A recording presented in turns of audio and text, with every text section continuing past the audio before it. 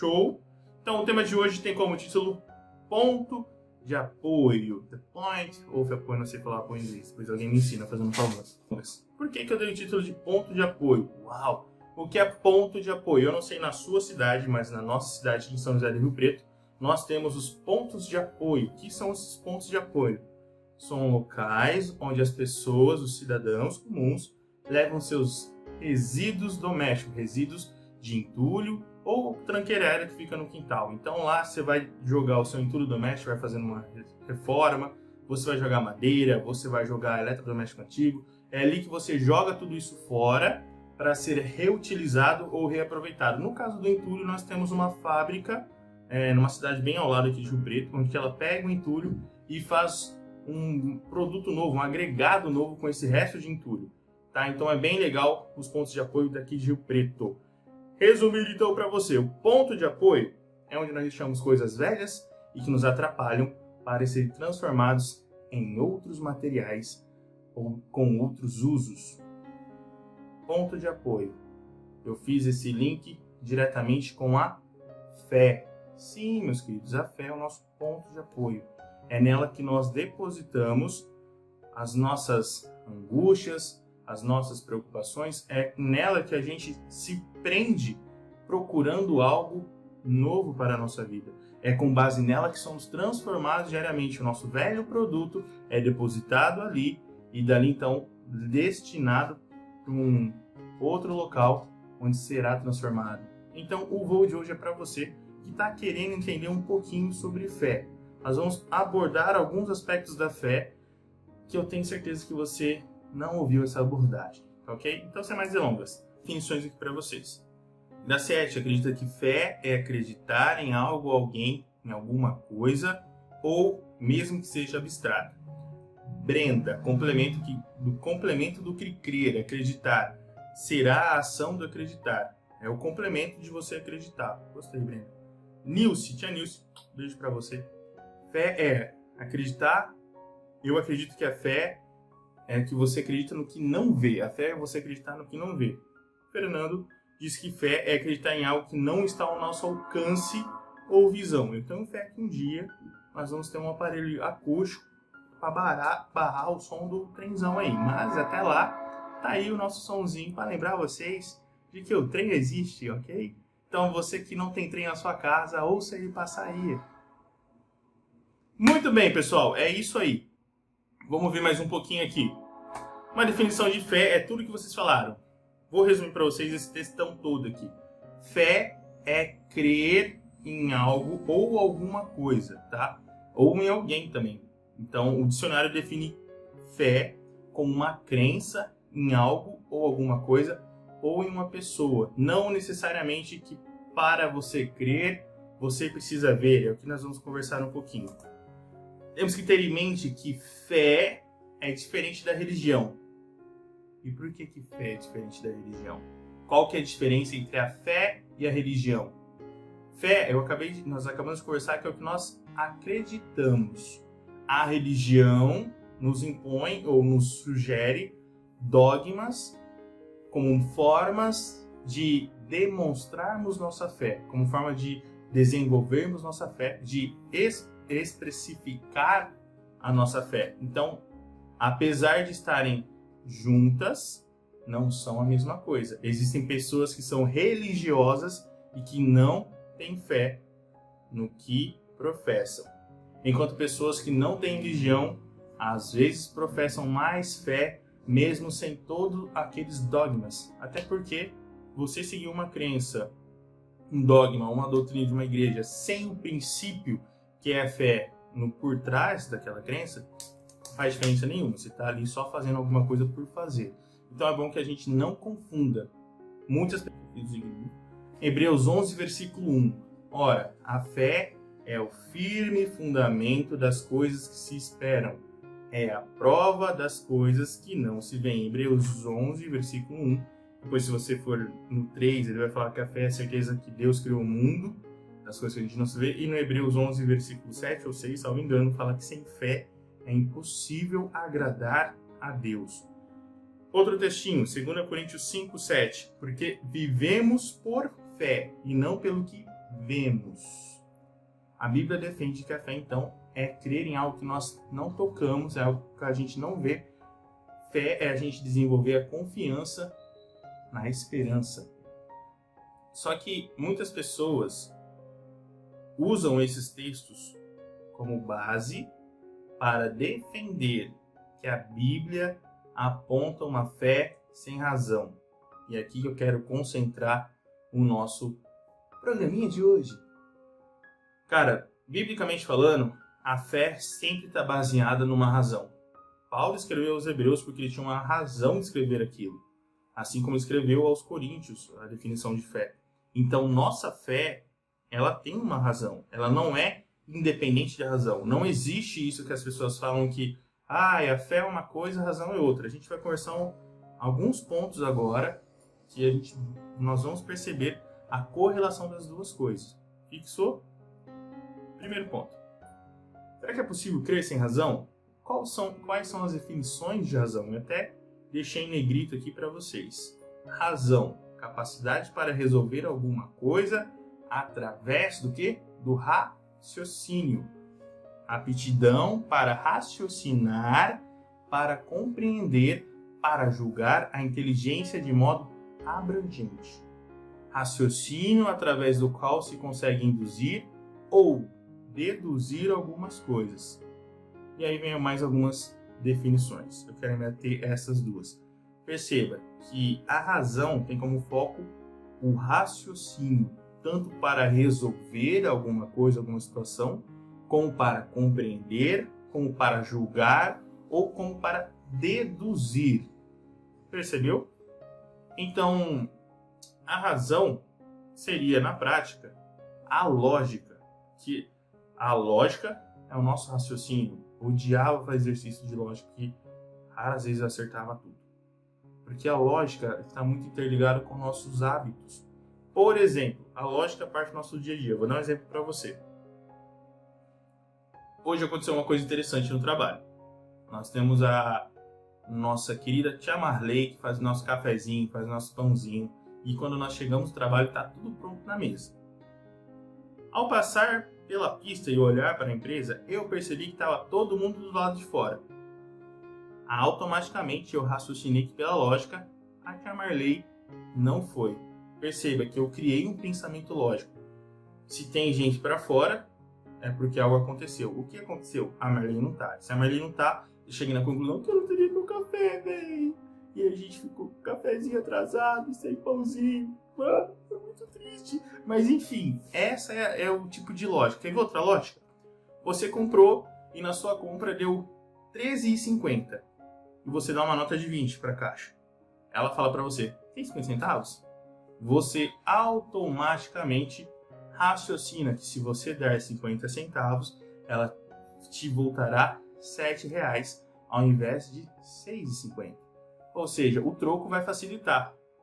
Entendeu os exemplos de lógica que eu estou te dando? Lógica é isso, seu raciocínio lógico é você conseguir dar sentido nas suas decisões, nos seus pensamentos. Lógica é o sentido de nossas atividades e ações. Se eu estou falando para vocês de fé, por que eu estou entrando nesse assunto? Porque a fé tem que ter um sentido. A fé tem que ter uma razão. A fé está ligada com o nosso poder de raciocínio lógico, de interligar e achar sentido para as coisas. Uau! Porque sem sentido não existe vida. Sem sentido há apenas existência. Profundo. Mas sem sentido não existe vida.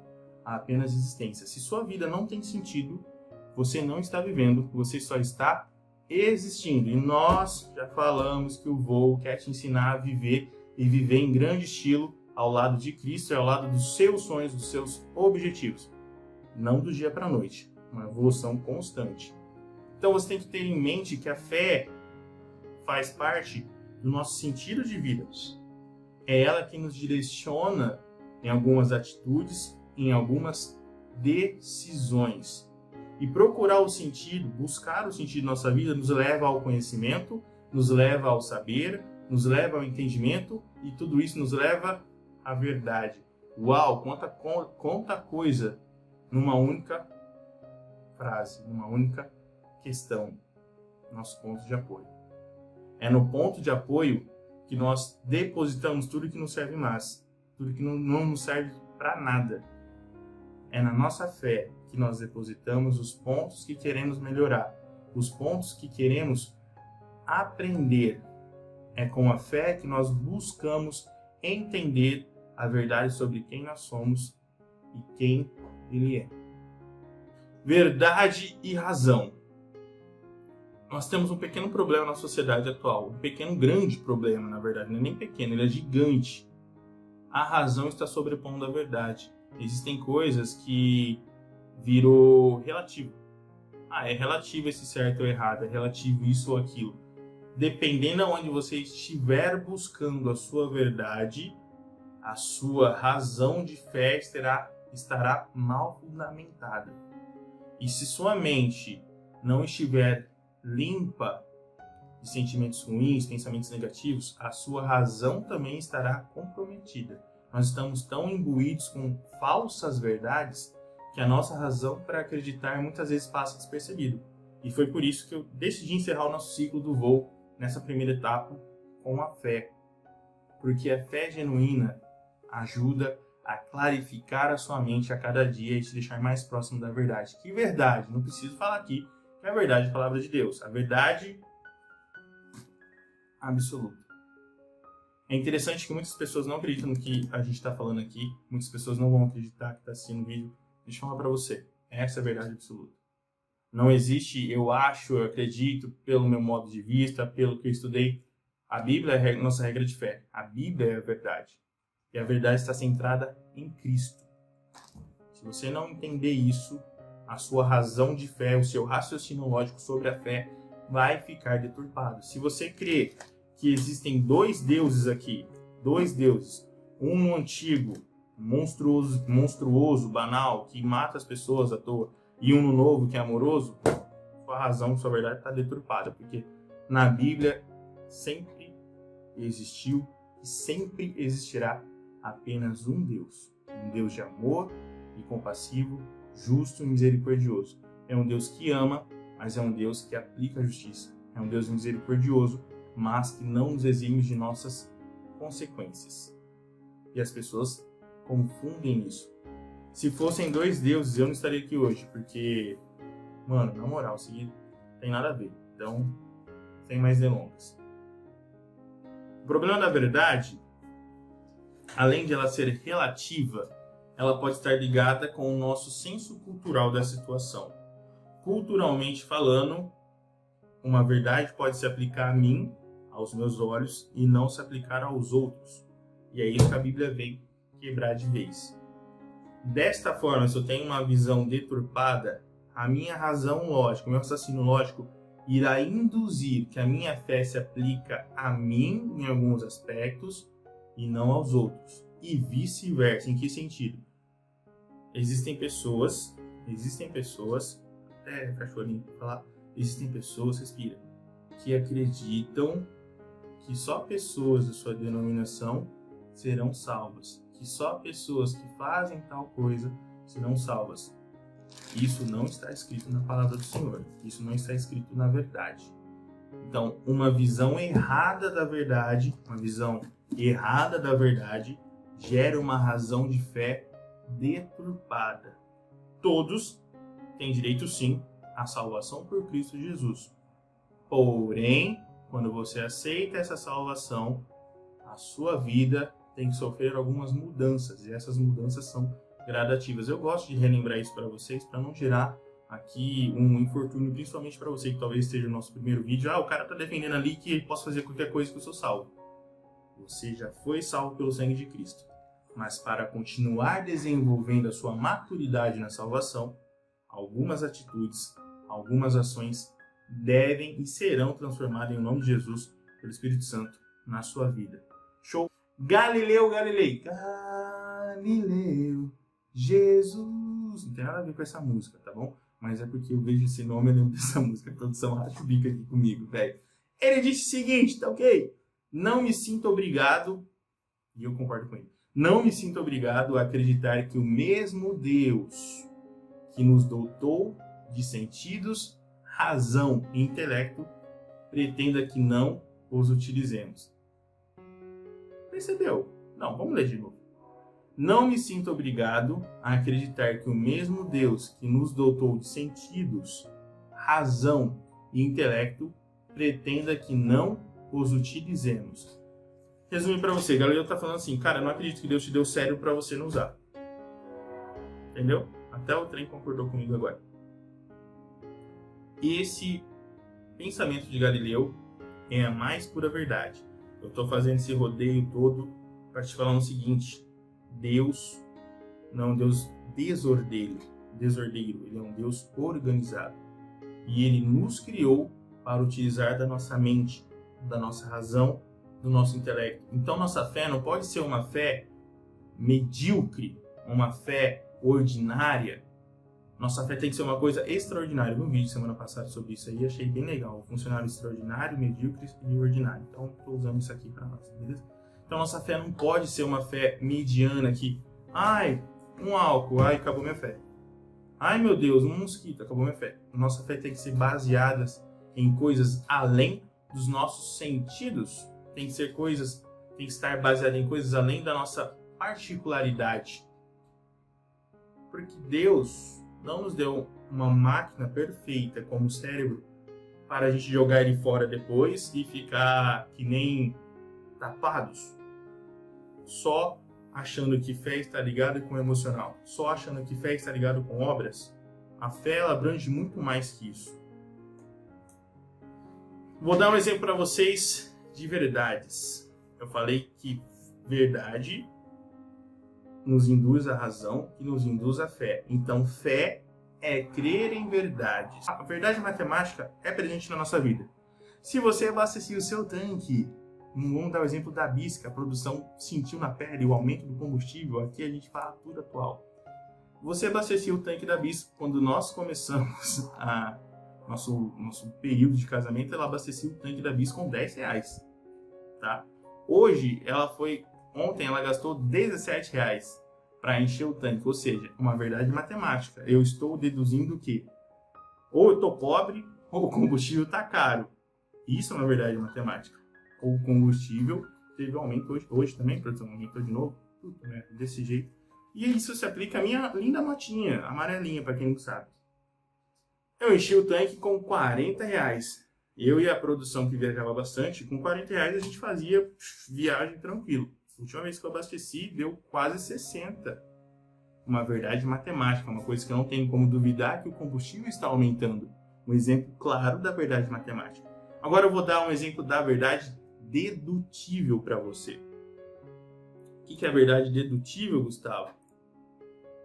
A verdade dedutível ou verdades dedutíveis são verdades que nós deduzimos, que nós não conseguimos palpar fisicamente, nem tocar, nem ver, nem sentir, nem ouvir. Exemplo, uma verdade dedutível. Você foi gerado do espermatozoide mais um óvulo. Alguém viu você sendo gerado?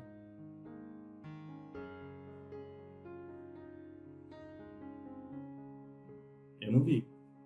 Não me recordo de eu... Deixa eu tentar aqui. Eu não vi eu sendo gerado, eu nem queria ver, mas enfim. Eu não me lembro de eu ser gerado ou ter sentido essa geração. Perceba. E essa é uma verdade dedutiva. A pessoa que está do seu lado foi gerada assim. A pessoa que você gerou, caso você for mãe, foi gerada assim. É uma verdade dedutível. Quer ver outra verdade dedutível? O sol está brilhando. Você está vendo o sol brilhando hoje? Agora? Hoje não, agora? Responde para mim. Você está vendo o sol brilhar agora? Olha para o seu céuzinho lindo aí.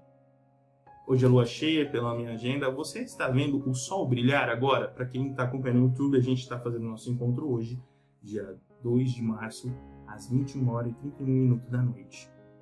Você está vendo o sol brilhar agora? Eu não estou vendo ninguém responder aqui, então estou perguntando. Olhe para sua janela. Se você está assistindo disso, aí não vai se aplicar, tá? Mas para quem está aqui ao vivo, não. Obrigado, Breno. Não, você não está vendo o sol brilhar agora. Isso prova que o sol não existe?